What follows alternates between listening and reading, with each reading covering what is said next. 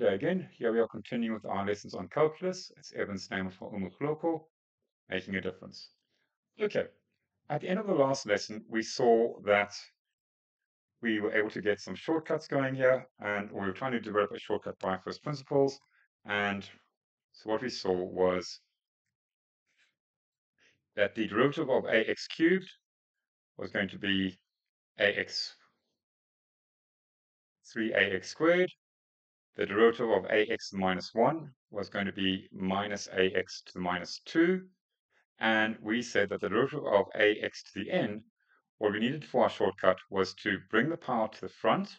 So we got an x, and we dropped the power by 1. So we had ax to the power an x to the power of n minus 1. I've given you a simpler form at the top for the straightforward square option, ax squared. Believe it or not, this is the same, but what many people forget is that if there is no power, the power actually is a 1. And this actually leads us to two other examples that are important. Okay, what to do if we have a constant. Okay, and please don't forget that if we have a constant, how many x's do we have? Well, actually, we've got no x's. So when we look at our shortcut and we apply our shortcut to say, cool, let's have a look at what happens, then what happens is we get a situation where we're going to have actually naught as our answer. Now, this may feel a bit strange until we actually look at what the rule said. And if we look what the rule said what we need to do is multiply the power to the front. And when we take the power of 0 and times the front, then we're going to have naught k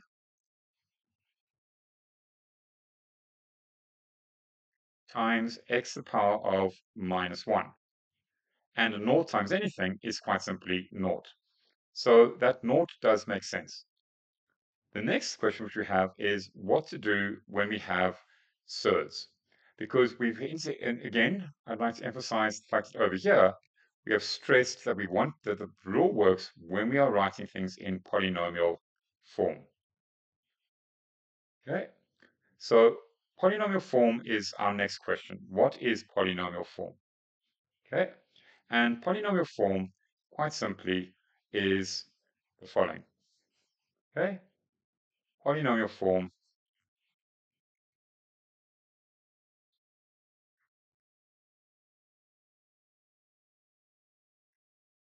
says no brackets,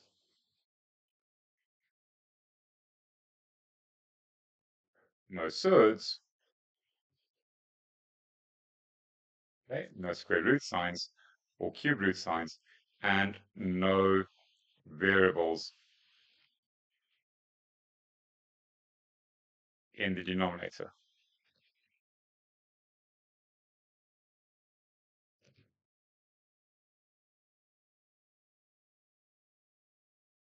So when we had something like to derive 3x plus 2 cubed, we can see that the brackets are our problem and we will need to deal with them. So the brackets are going to be our problem and we need to deal with them. In the case of the surd, if I ask you to derive or differentiate, just so we have the other instruction, okay, so if I said to differentiate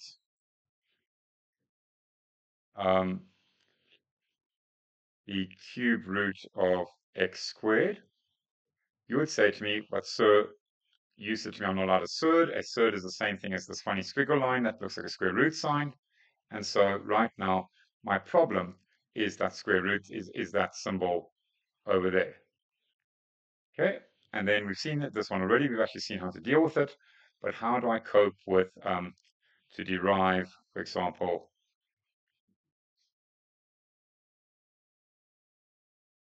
uh, 5 over x cubed? Again, the problem here is the fact that we have x's in our denominator. And so we need to deal with that. Now, we've done enough maths in high school to be able to deal with these problems. So let's go and look at the first one. Okay? So if we were asked to derive 3x plus 2 cubed,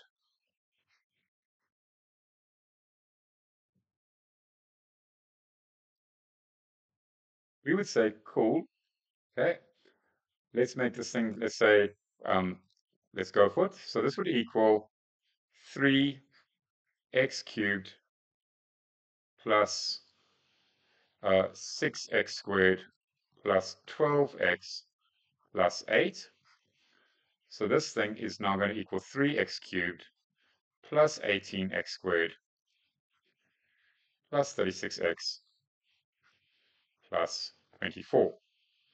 We no longer have a problem. We've resolved our problem. The brackets, the brackets are gone. So now we can proceed to derive it. And if we're going to derive it, we can now actually go and do the deriving, and we're going to get 9x squared plus 36x plus 36. And again, I'm not writing anything down there. Now, admittedly, I'm doing this quite quickly, and you are still maybe taking some time, and that's fine. You'll get to where I am now, because all I've done is times that power to the front and dropped it by 1. 9x squared. Times the power to the front and drop the power by 1. Remember, if I don't write a power, the power is 1. The power there is 1. I've times it to the front, I've dropped it by 1, and so I've now got no x's in this term. That term that used to be a 36x, used to be a linear term, has now become a constant.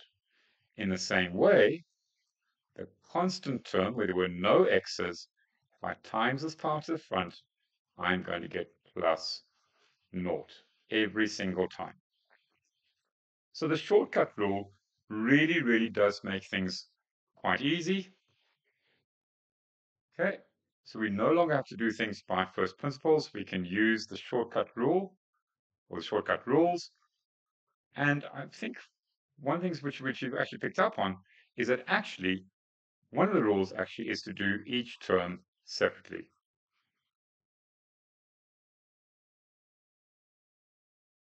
Okay, so when we're dealing with the deriving, we dealt with each term on its own merits. Okay, we dealt with each term separately and applied the rule to each term individually. My next big problem is, oh my gosh, I can't really say that these two things are equal, because 3x cubed does not equal 9x squared. I've done something, I've operated something, I've actually executed a step. So my next big problem is notation. Okay, so what I need to do here is actually change my notation. And so what I'm going to do is I'm going to show you again. Okay, what I've got here is actually dy by, actually it's not going to be dy, it's going to be d by dx. And d by dx. And that little dot doesn't need to be there.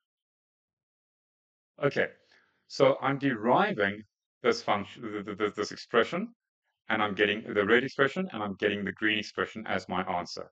And you'll notice that when I get my answer, my notation changes, okay? And it now loses that d by dx because I now actually have the derivative. And so again, there are two options, there are two things we need to look at with notation. One is with equations or functions. And the second one is to look at what happens if I have expressions. Okay, so that is not actually originally a expression, an equation. Okay, so if I had f of x equals something, we have seen that its derivative will be f prime of x equals something. If we have y equals, and we don't have it in functional notation, we have y equals some expression. Then again, there are two options, but the correct option is dy by dx. And we'll talk about that in a moment or two's time. Okay. Sometimes textbooks are lazy and they'll go for y dash equals. That's not quite the preferred method. The preferred method is dy by dx. And the second part is if I have an expression, okay, like we had here, okay, so I've got some expression, I actually need to take d by dx of the expression, and the output will just be something without a notation. So in this case, the notation changes by falling away. So in these three situations, my notation, as I've tried to show you here, goes from f to f prime, okay, from y to dy by dx, and from d of dx to nothing if I have an expression and not an equation. Most of the questions that ask you in exam at school will be of the equation type. Okay.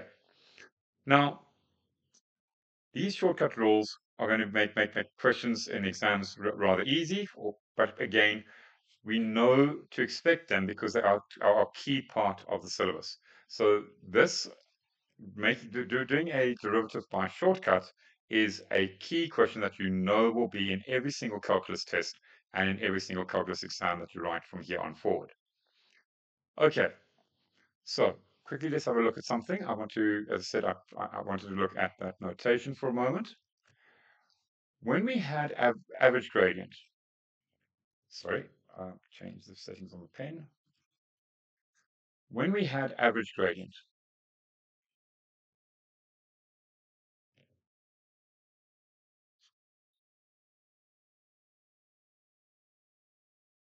it was across 2 points.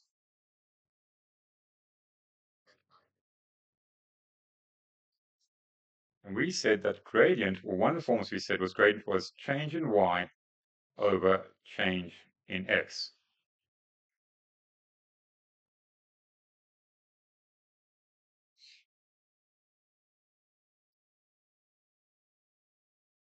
We are now saying that the instantaneous gradient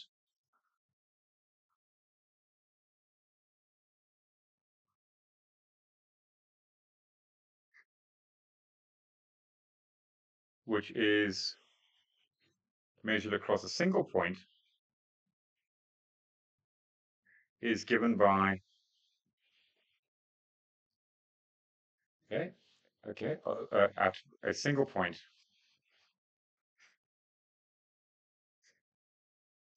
We are saying that it can be written as f dash of x, which would be dy by dx.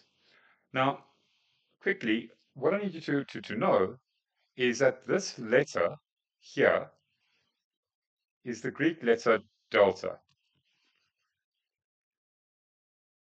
And it means it's a Greek symbol for change.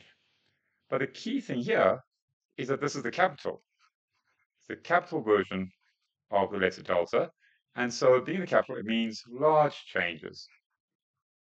What we have here, it looks like our letter D, okay, and so our modern modern English alphabet letter D comes from, is originally from the Greek letter delta. But it is the lowercase version. And so being the lowercase, it means small changes or very, very infinitesimally small changes. And so again, whereas we were looking at significant changes, when we're looking at the change across 2 points, things you could actually see the difference. Here, when we're looking at the instantaneous gradient, we're looking at infinitesimally small changes, hence the change in notation from being capital delta to lowercase delta, what you and I would look at as dy by dx. Okay? Again, this is linked to this. Again, just something interesting for, again, use it, don't use it, in that the idea of calculus, the ulus part is Latin for small. Okay, so we're looking at doing calculations, we're looking at doing sums of small values, things that are happening at the very, very small scale of things. Okay, what I'd now like to do is to look at one or two exam questions and to see what happens in an exam question. Again, I did hint at what would happen in the case of, as I said to you previously, what would happen in the case of surds. We need to look at that quickly, and again, a little bit more clearly at what happens in the variable denominator. So let's go back and let's complete our discussion. Okay, so if I was asked to derive f of x equaled the cube root of x squared, as we had in the previous sum, plus 5 over x cubed, we can see that there are the two problems. The first problem is the surd. Okay, so there's the first problem. And our second problem is the x's in my denominator. So I have two problems. The first is the surd. The second is the variable denominator.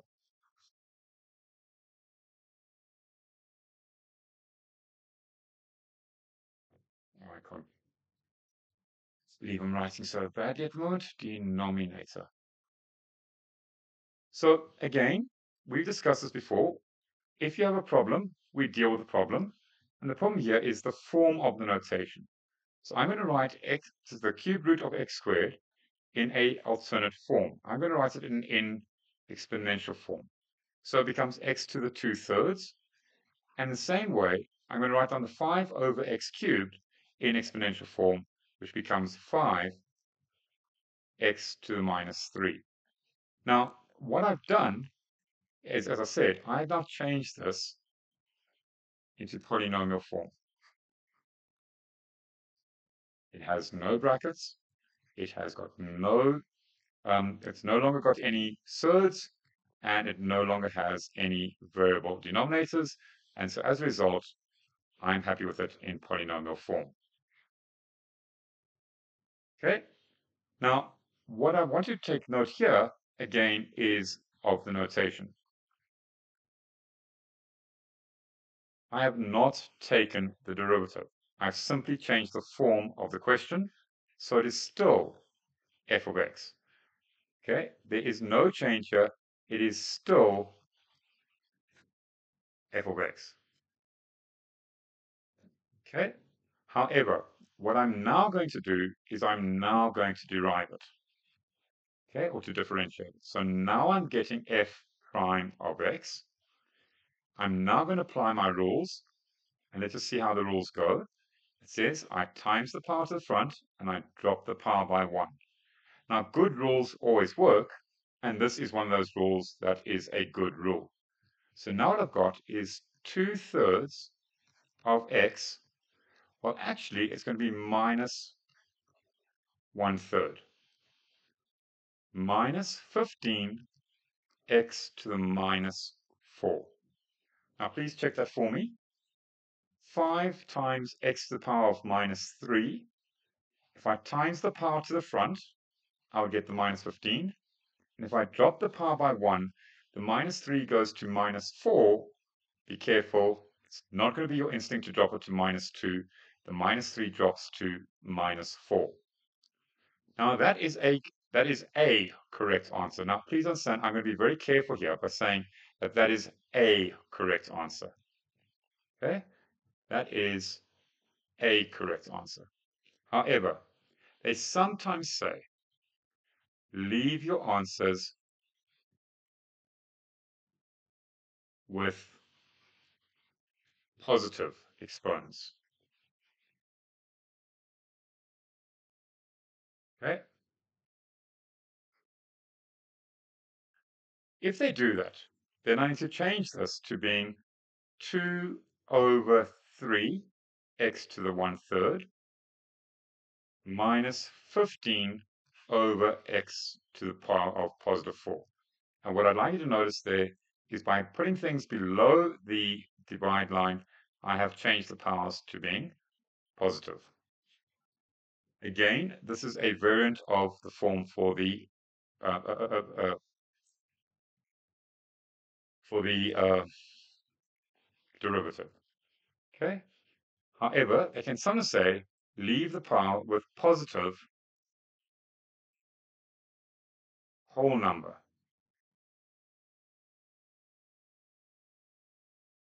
exponents. The problem now is that that power of 1/3 is not a whole number. And so what I'm going to get is 2/3 times the cube root of x minus 15x to the power of 4. So please understand that there was a level of algebraic manipulation early on to get it into polynomial form. I then applied the shortcut. Okay, I then applied the shortcut. Okay, so I derived by the shortcut, derived by rules. As I said, the rules are a lot shorter than doing it by first principles. So I derived by the shortcut using the rules. Okay, and then I may need to, don't always need to, please don't automatically go and change it if you don't need to. Okay, I may need to change and leave my answer with positive exponents. I make the necessary adjustment, or with positive whole number exponents, I would go and make the necessary adjustment as required. Let's look at one more example. Okay, um, so let's differentiate. Okay, y equals x plus 2x to the third squared. So we're going to say, cool, our first problem, okay, our first problem is the brackets. So again, we're going to deal with the brackets. And because we're all simply dealing with the brackets, it stays y equals. So it's x squared plus 4x times x to the 1/3 plus 4x to the 1/3 squared. We still have brackets here, so let's tidy this up. Y equals x squared plus 4x to the 4/3. Please remember, power here was a 1, so we added those two powers together to get 4/3. Okay, plus, okay, 4x to the 2/3. Now again, be careful. Don't forget your rules for exponents. Okay, power to a power. Okay, does not mean that you do weird things with it. Power to a power means you multiply. Okay, so don't forget your rules of exponents. And so again, this chapter can be quite dense in that it has lots of references to other chapters. Okay, we have now achieved polynomial form.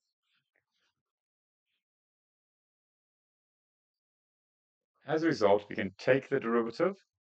Because we can take the derivative, we're going to change the notation. It becomes dy by dx. For a brief moment, I was tempted to write y dash, but as I said to you, that's not the preferred format. We then simply apply the rules over here to each term. So x squared becomes 2x. 4x to the 4/3 will become plus 16/3 x to the power of 1/3. And this one will become plus 8/3 x to the power of minus 1/3. Again, I've not given you any of the alternative instructions, such as write with positive powers or write with positive whole number powers. But again, were I given those instructions, I think you and I are sophisticated enough to deal with the negative powers and then to deal with the fractional powers by changing these things into denominators and into surds as need be. What we have here is a situation where we've actually achieved the instruction, which is to differentiate that equation. We removed the brackets, got the thing into polynomial form, then applied the rules of derivatives, each term on its own merits, times the power to the front, and dropped the power by 1. Okay. Thank you very much for today's lesson. We shall move on and meet each other again, hopefully soon.